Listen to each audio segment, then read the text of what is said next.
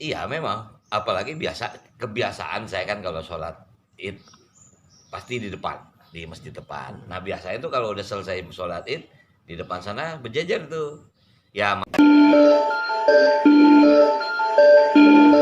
Ini tadi kan sholat juga jamaah di rumah, mungkin berarti ada sesuatu yang hilang. iya memang, apalagi kebiasaan saya kan kalau sholat id pasti di depan, di masjid depan. Hmm. Nah biasanya itu kalau udah selesai sholat id di depan sana berjajar tuh. Ya maaf di sini kan warganya tidak semua muslim. Nah warga yang non muslim berdiri menunggu kita kelar sholat Jumat, sholat Idul Fitri, kita pulang ke komplek, udah salaman tuh Hmm. dari mulai ujung tadi di pos itu udah salaman. Nah, itu tradisi ini. Hmm. Kemudian pasti ini nggak ada halal bihalal. Biasanya memang seminggu setelah hari raya kita suka ada halal bihalal.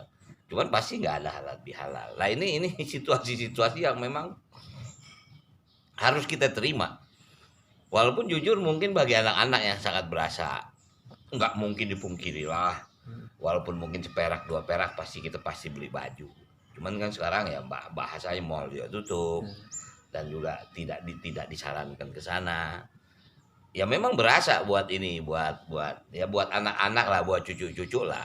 Ya, artinya makanya saya bilang udah ini amplop buat beli baju tahun depan ya. Ya bahasanya seperti itulah. Tapi kita harus membuat mereka semangat dan mereka mengerti situasinya itu. Nah, kalau boleh tahu kan jadi untuk kawasan sini tuh terpantau zona hijau apa merah sih? Ini Maksudnya termasuk ini kuning nih. kuning. Nah, kuning ya. Artinya kalau wilayah Jakarta ini kuning. Cuman memang di nggak jauh dari sini daerah Pondok Pinang itu ada zona merahnya. Hmm. Cuman ya udah itu kan hanya sebuah transisi apa ya, waspada yang harus kita lakukan.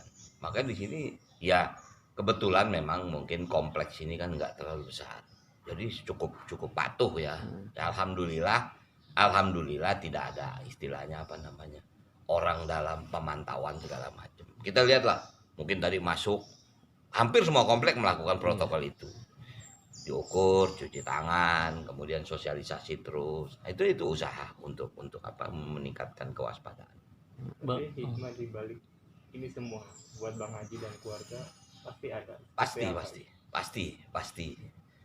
Hikmah di balik ini pasti. Cuman hampir rata-rata hikmah itu akan kita rasakan nanti di saat pandemi ini selesai. Baru kita pahami apa makna ini. Saya minta maaf mungkin insya Allah usia saya udah 60. Terlalu banyak yang bisa saya ambil hikmah-hikmah ini. Ya, semakin dewasa orang semakin berpikir ya. Baca lagi tentang ratusan tahun epidemi. Itu kok eranya 100 tahun terjadi. Kemudian ya keadaan dunia yang ratusan tahun dengan gempa. Itu adalah bagian-bagian dari hikmah gitu loh. Kemarin lagi saya baca.